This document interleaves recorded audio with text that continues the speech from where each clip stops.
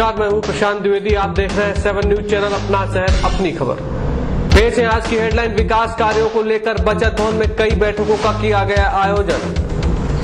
आचार्य की परीक्षा में नकल कराते हुए कई लोगों को पकड़ा गया। रेलवे के डीआरएम ने रायबरेली रेलवे स्टेशन के किया निरीक्षण। एफसीआई गोदाम में कल से चल रहा है भक्तिमय कार्यक्रम। स्थानीय बचत भवन में जिला अधिकारी डॉक्टर चरणजीत सिंह बख्शी ने कई बैठकों का आयोजन किया। बैठकों में जिला अधिकारी डॉक्टर बख्शी ने सभी तरह के विकास कार्यों के लिए की चर्चा। अगर देखा जाए तो डीएम डॉक्टर बख्शी के द्वारा प्रतिदिन विकास कार्यों को लेकर करीब 4 से 5 बैठकों का आयोजन किया जाता है और बैठकों में विकास कार्यों से संबंधित की जाती है चर्चा और उसको पूरा करने की जाती है बात। स्थानीय बचत भवन में जिलाधिकारी डॉक्टर चरणजीत सिंह बख्शी ने विकास कार्यों को लेकर एक वृहद बैठक का किया आयोजन। बैठक में जिले के वीडियो व विकास कार्यों से संबंधित सभी अफसर थे मौजूद।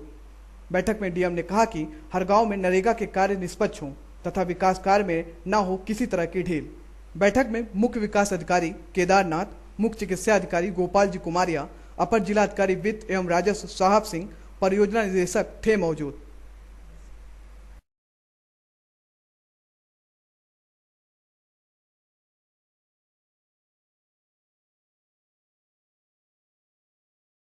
आज किन किन बैठकों का आयोजन किया गया और क्या जानकारी दी आपने, बताया? आज बचत भवन में कई बैठकें हुई। तो सुबह के टाइम करीब 11 बजे बचत भवन में इरिगेशन को लेकर बैठक हुई, जिसमें कि लखनऊ, उन्नाव के नहीं, लखनऊ और प्रतापगढ़ और अन्य खंडों के लोग आए थे। एक दिन बाहर से भी आए थे इरिगेशन के। तो इसमें मुख्य बात ये रहती है कि नहर की टेल तक पानी नहीं पहुंचता। एमएलए साहब भी थे साथ में, पासी साहब सलोन वाले, तो उनको हमेशा इरिगेशन विभाग से ये था कि उनके जो बातें कही जा रही हैं उससे ये कार्रवाई नहीं करते ठीक से। तो आज सभी एक्शन सामने थे। तो उन्होंने एक बात तो ये कही कि हमारे एरिया में पानी नहीं आता, तो पानी करने के लिए आप फलाना कंस्ट्रक्शन कर दीजिए, एक शंट बोलते हैं कि शॉर्टकट से एक जोड़ दीजिए तो पानी आएगा, तो हमें सहूलियत हो जाएगी। और इसमें हम लोगों ने देखा और ये पाया कि हम पैसा भी खर्च कर दें नए कंस्ट्रक्शन में, शासन से पैसा भी ले लें 2-3 करोड़ रुपए का, और फिर उसमें क्या होगा कि पानी लिमिटेड पानी है, कैचमेंट एरिया लिमिटेड है, तो वो लिमिटेड पानी का फिर ये होगा कि हम अपने एरिया में दे देंगे तो दूसरे एरिया में हाहाकार मच जाएगी कि पानी नहीं आया। तो इसलिए उसमें कुछ फ़ायदा इतना होगा नहीं और ये तरीका ठीक नहीं था। तो हमने फिर इनसे ये कहा कि इसमें हम कुछ नहीं कर पाएंगे। एक और समस्या थी कि इनके यहाँ जो नहरें होती हैं तो उसमें जो नीचे से पेड़ पौधे उग जाते हैं, बेशरम वैरायटी या सीवीड्स वगैरह, तो उनको हटाने के लिए अब इरिगेशन के पास पैसा ही नहीं है। नरेगा वाले कहते हैं कि खोद नहीं पाएंगे इतना गहरा, जबकि कुछ साल पहले मजदूरों से ही काम होता, मशीनें तो अभी आई हैं 15 साल पहले। तो अब हम बार बार बात भी करते हैं, आज वीडियो से भी बात हुई इस पहलू पर। तो मुझे ये लगा कि जब विभाग के पास पैसा नहीं है तो लेबर से ही कराएं। हालांकि कहते हैं कि इम्पॉसिबल है और कम काम होगा पर लेबर से ही करेंगे। नरेगा में मशीन से कार्रवाई करना बहुत मुश्किल है और मनाही भी है, तो हम मशीन से इस्तेमाल नहीं कर सकते।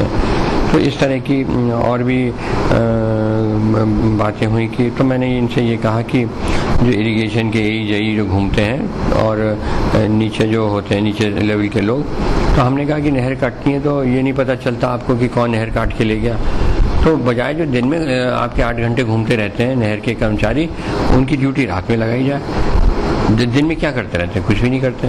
तो इनको 1-2 घंटे दिन में देंगे, बाकी 4-5 घंटे रात में चक्कर लगाएं और जो नहर काटे उसको नामजद FIR दर्ज करें, ओके, उनके खिलाफ कार्रवाई करें। तो ये बहुत बड़ी बात हो जाएगी कि नहर का पानी कट के बाहर नहीं जाएगा। तो इस तरह से एक तो मुख्य ये निर्णय हुआ। और बाकी मैंने इनसे ये कहा कि आप कोई भी इस संबंध में कोई और दिक्कत है तो आप बताइए। तो 2 प्रोजेक्ट ऐसे थे जहाँ की इनको पैसा नहीं मिल रहा था, एक नाबार्ड से था और एक कहीं और से था। तो वो हमने कहा कि आप हमारे साइन से भिजवाइए शासन को, और जब पैसा आएगा तो फिर प्रतापगढ़ को भी फ़ायदा होगा और हमको भी फ़ायदा होगा उस कंस्ट्रक्शन से। तो इस तरह से जो मूलभूत बातें थीं जो कि अक्सर मीटिंग्स में आती थीं और उसका हल नहीं निकाल पाते थे, तो वो कोशिश की गई कि उनका हल निकले, और हल ना निकले तो कम से कम ये समझ आ जाए कि इस काम को करने से कितना फ़ायदा होगा, कितना कोई फ़ायदा नहीं होगा। तो इस बात पे आज बहुत डिटेल से विचार विमर्श हुआ। इसके बाद डिस्ट्रिक्ट मॉनिटरिंग सेल की मीटिंग हुई जज साहब के साथ, तो उसमें भी कई बिंदुओं पर, जैसे कि क्लेम है, एक्सीडेंट क्लेम अगर सेटल नहीं होता है और हम लोग उसकी वसूली नहीं करते हैं आरसी के माध्यम से, तो जज साहब के यहाँ जो फाइलें हैं वो क्लोज नहीं हो पाती हैं, वो केस कंप्लीट नहीं हो पाता है। तो फिर उस संबंध में कुछ कार्रवाई करनी थी। फिर कुछ यह है कि फूड के मामले थे, फूड इंस्पेक्टर लेवल के मामले थे, तो कई पुराने थे, तो हमने ये कहा कि उनको भी रिजॉल्व करने की और उनको भी जल्दी निस्तारण करने की आवश्यकता है। और उसमें कई जगह सुप्रीम कोर्ट की रूलिंग्स भी आई हैं कि जो गाड़ियाँ खड़ी हैं थानों पर उनकी फ़ोटो खिंचवा कर और जज साहब की परमिशन लेकर उनको नीलामी की जाए। तो इस दिशा में तेज़ी आई है, एजेंट स्तर पर तेज़ी आई है, पर इतनी तेज़ी नहीं आई है जितना कि अपेक्षित है। तो इसमें और तेज़ी लाने की आवश्यकता है। उसके बाद फिर बैठक हुई स्मार्ट कार्ड को लेकर, तो जिसमें कि प्रेसिडेंट IMA और CMO साहब और जो डॉक्टर्स जो एम्पैनल्ड हुए हैं उनकी बैठक की गई। तो कई ऐसे भी डॉक्टर थे जो कि 5-6 ऐसे भी डॉक्टर थे जो कि एम्पैनल करने के इच्छुक थे, तो CMO साहब से कहा कि इनका 1 हफ्ते में एम्पैनलमेंट कर दिया जाए। और रेस्ट लोगों से बात हुई, तो स्मार्ट कार्ड को लेकर कई दिक्कतें, कई परेशानियां आ रही हैं। तो ICICI लम्बार्ड के लोगों को भी बुलाया गया था। तो जवाब मेरा ये कहना था कि जब 2 लाख PPL कार्ड है तो फिर इसका फ़ायदा सिर्फ 500 या 1000 लोग क्यों उठा रहे हैं, बाकी लोग कहाँ हैं, वो क्यों नहीं उसका फ़ायदा उठा पा रहे। डॉक्टर्स ने भी कहा कि सब लेट पेमेंट होता है हमारा पैसे का, इसलिए हमको दिक्कत आती है, तो इसमें तेज़ी लाई जाए। कईयों का भुगतान 26 दिन जो प्राविधानित है उसमें ना होकर 6-6 महीने तक चलता है, 4-4 महीने तक चलता है। तो मैंने इनको बता दिया और ICICI लम्बार्ड को भी कहा कि 26 दिन से ज़्यादा एक्सीड नहीं करना चाहिए। ये भी महसूस किया गया कि वो जो डॉक्यूमेंट चाहते हैं इंटरनेट के थ्रू वो नहीं मिल पा रहे, इसलिए भी भुगतान में लेट हो रहा है। तो उनका भी जो है वो जो कंपनी वाले हैं वो हर डॉक्टर से मिलकर उनको समझा दें कि कौन कौन से डॉक्यूमेंट की ज़रूरत है। और कई बार एक शिकायत ये थी, कई बार अंगूठा लगाने के बाद भी स्मार्ट कार्ड नहीं खुलता है, तो दिक्कत आ रही है। तो वो कह रहे हैं कि अंगूठे की लाइनें बदल जाती हैं, तो मजदूर आदमी अंगूठे की लाइनें इतनी जल्दी बदल जाएंगी तो फिर बड़ा मुश्किल होगा।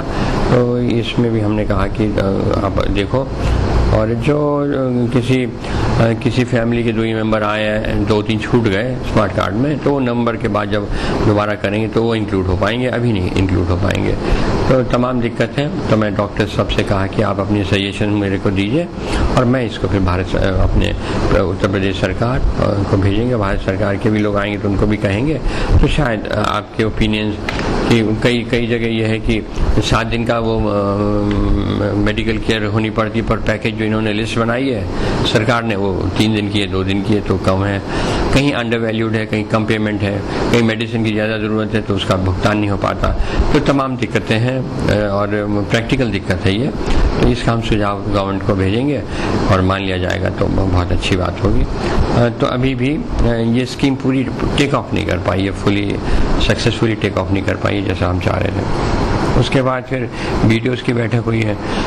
तो BDOs की बैठक में MIS फीडिंग है, जॉब कार्ड की जैसे फ़ोटो लगी रहती है उसकी फीडिंग 80% तक हुई है।